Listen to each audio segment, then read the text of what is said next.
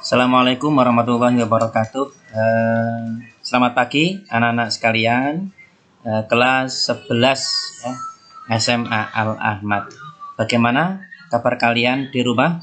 Baik-baik saja kan? Semuanya sehat? Alhamdulillah. Semoga kita semua diberi kesehatan dan selalu dalam perlindungan Allah Subhanahu wa taala. Baik, anak-anak, materi aswaja Ahlus Sunnah wal Jamaah kelas 11 adalah pokok-pokok ajaran dan metode pemikiran aswaja. Sebelum materi aswaja ini kita lanjutkan, marilah kita berdoa terlebih dahulu. Semoga belajar kita hari ini diberi kemudahan dan kefahaman oleh Allah Subhanahu wa taala, mendapat ilmu yang manfaat dan barokah. Amin ya rabbal alamin. Berdoa mulai.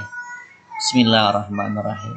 Rabbi shrah li sadri wa yassir li amri wahlul 'uqdatam min lisani yafqahu qawli. Rabbi zidni ilman nafi'ah warzuqni fahman wasi'ah. Amin amin ya rabbal alamin. Baik anak-anakku sekalian, materi hari ini adalah pokok-pokok ajaran dan metode pemikiran aswaja. Di sini ada 3 poin, ya, bab pokok-pokok ajaran dan metode pemikiran aswaja yang akan kita bahas, kita pahami, kita pelajari bersama-sama. Yang pertama adalah pengertian Ahlus Sunnah wal Jamaah. Aswaja itu sendiri. Aswaja itu singkatan ya, kepanjangan dari Ahlus Sunnah wal Jamaah. Nah, ini peta pokoknya. Kemudian dalil Ahlus Sunnah wal Jamaah. Yang ketiga adalah metode pemikiran aswaja. Kita mulai bahasan yang pertama, pengertian Ahlus Sunnah wal Pengertian Ahlus Sunnah wal Jamaah ini atau aswaja ini terdiri dari 3 kata. Ahlun, as-sunnah, dan al-jamaah.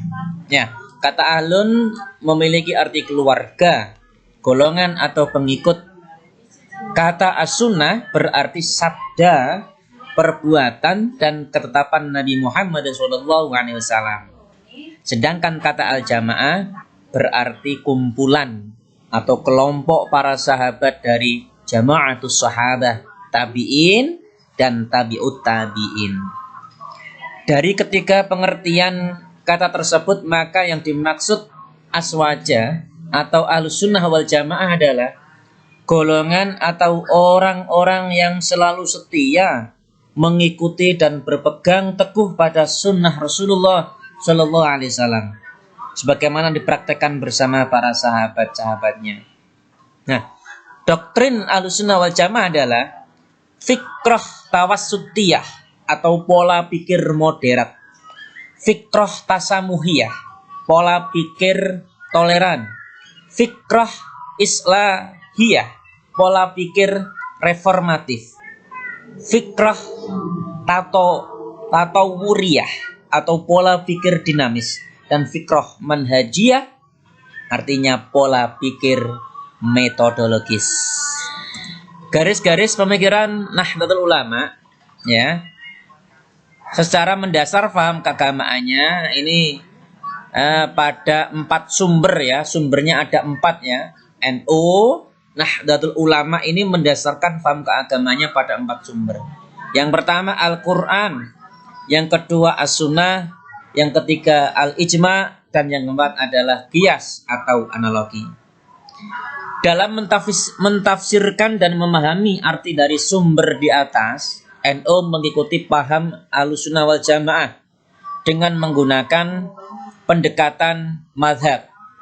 Yang pertama, bidang fikih, NU mengikuti paham aswaja salah satu ya dari 4 mazhab, Imam Maliki, Imam Hanafi, Imam Syafi'i, dan Imam Hambali. Namun di Indonesia ini mayoritas semuanya mengikuti mazhabnya Imam Syafi'i. Yang kedua, bidang akidah, NU mengikuti faham aswaja dari Imam Abu Hasan al-Ash'ari dan Imam Abu Mansur al-Maturidi. Yang ketiga, Untuk bidang tasawuf, NU mengikuti faham aswaja dari Imam Ghazali dan Imam Junaid al-Baghdadi. Itu secara garis-garis, secara besar garis-garis pemikiran Nahdlatul Ulama ya. Artinya NU ini bermadhab. Kemudian sikap kemasyarakatan Nahdlatul Ulama. Bagaimana sikap kemasyarakatan NU ini? Dasar-dasar sikap kemasyarakatan NU ini ada 5 ya. Ada 5. Kalian buka di buku kalian ya. Kalian buka di buku kalian. Ya. Ada 5 di situ ya. Yang pertama adalah tawasud. Kalau di bukumu ada 4. Yang tawasud dan iktidal jadi 1. Ini saya bedakan saja supaya mudah untuk dipahami. Yang pertama tawasud. Tawasud itu artinya tengah-tengah.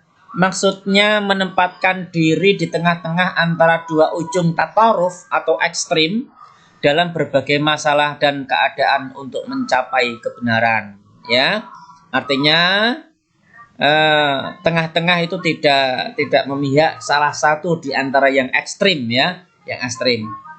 Kemudian yang kedua iktidal.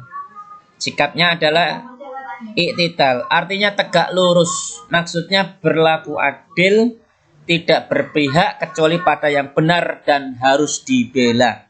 Ya. Harus dibela.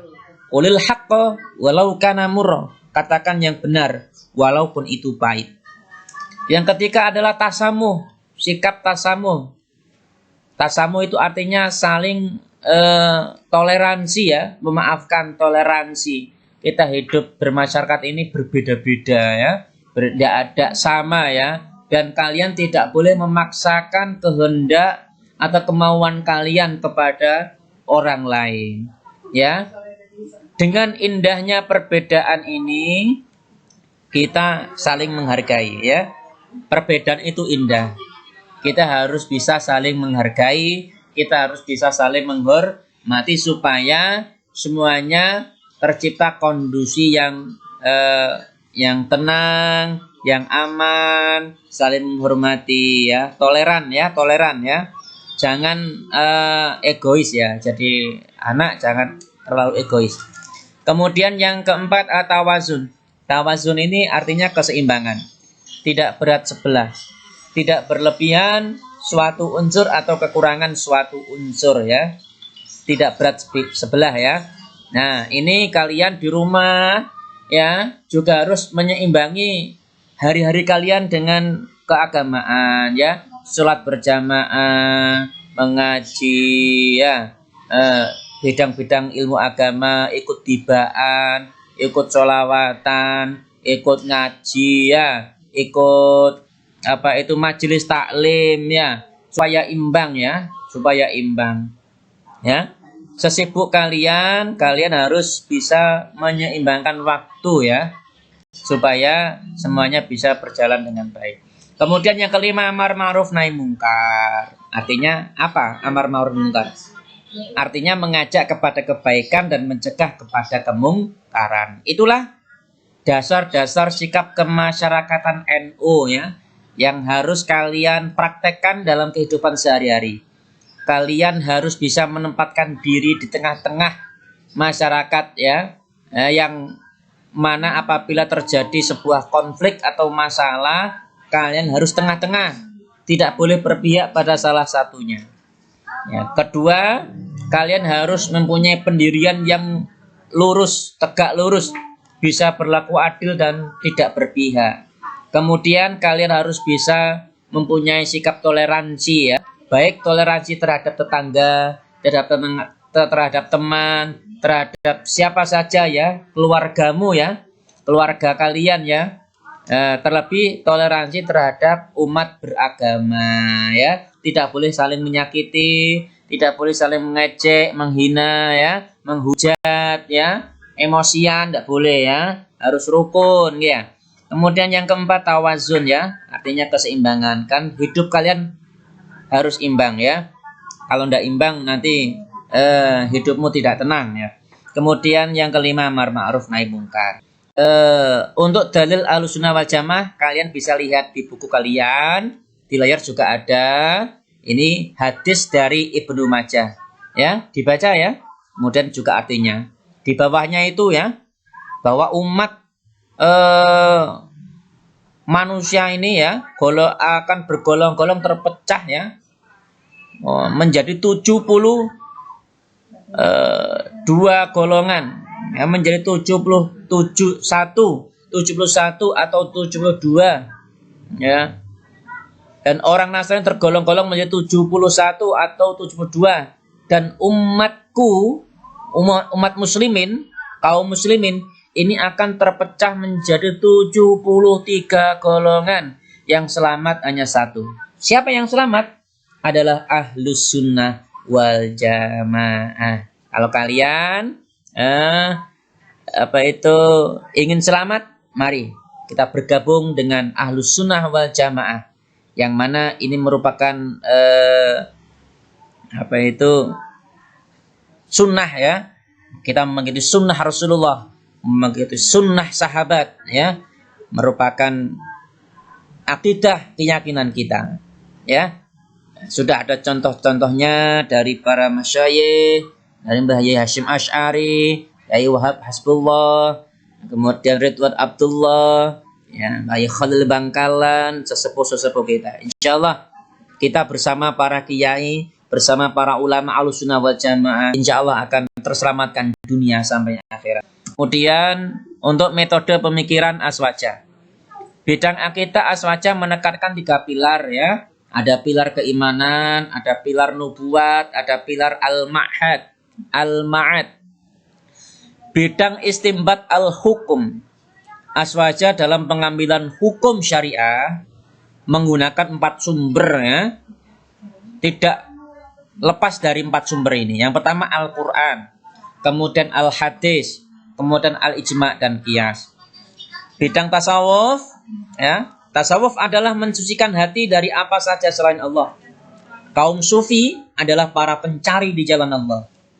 Dan perilaku mereka adalah perilaku terbaik. Jalan mereka adalah jalan yang terbaik. Dan pola hidup mereka adalah pola hidup yang paling tersucikan. Bidang sosial politik, bagi Ahlussunnah wal Jamaah, negara merupakan alat untuk mengayomi kehidupan manusia, untuk menciptakan dan menjaga kemaslahatan bersama. Baik, anak-anakku, itu tadi materinya. Dan ini kalian kerjakan untuk tugas Aswaja ya. Ayo kerjakan, ada 5 soal ya. Kemudian pahami materinya, kalian putar lagi, kalian lihat lagi di buku kalian, atau putar lagi video saya. Bisa lihat di buku LKS ya. Kemudian hasilnya, jawabannya kalian kirim melalui nomor WA. Nanti nomor WA-nya akan saya share ya. Demikian pelajaran materi hari ini. Mudah-mudahan kalian mendapat kemudahan dari Allah, mendapat ilmu yang manfaat dan barokah. Amin amin ya rabbal alamin. Wassalamualaikum warahmatullahi wabarakatuh.